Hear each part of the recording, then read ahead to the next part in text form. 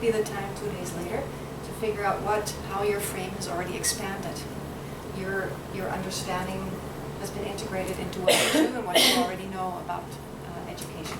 We thought you would like to have a little bit of an insight how the idea of the frames came about in my classroom. And then we're going to give you some time to expand your frame.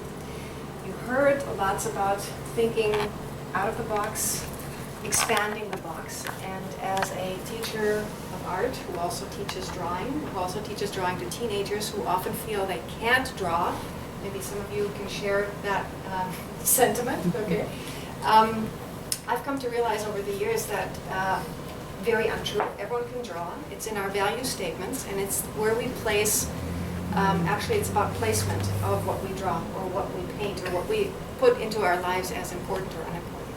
So if you open up basically any drawing book, you're going to see that viewfinders are a tool that are supposed to help people learn how to see things, no? And the viewfinders are usually of an L shape.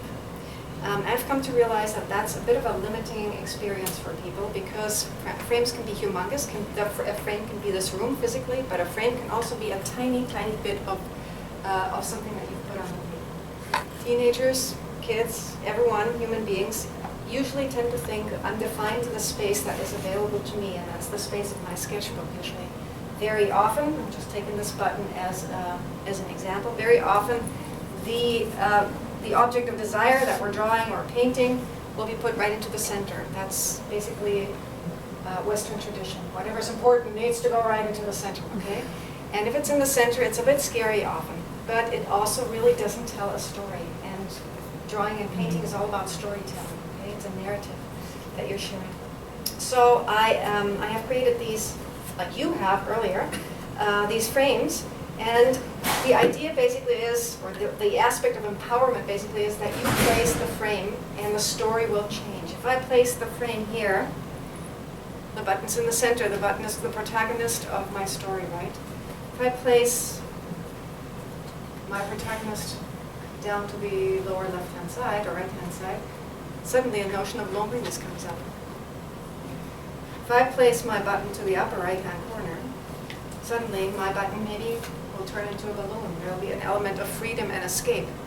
So what I'm trying to say, the placement of the object, the placement of the content that you're learning here depends on where you place it in your frame of life. Am I making sense? Yeah? The idea being that the frame can be much more expanded than this, and it's not just an L shape. So what I've done is I've created, this is the travel-friendly version of lighter card, okay, overseas version. A frame for every one of you. We'll be using the idea of the frames and expanding the frames with white sheets of paper so you can add on to your frames, ultimately expanding your vision. That's the whole attitude of coming to the Future Learning Institute. And if you have experiences using these with your kids at school, would you please email me? That's where I put my email address here. Okay. So you may choose one of the colors of the rainbow.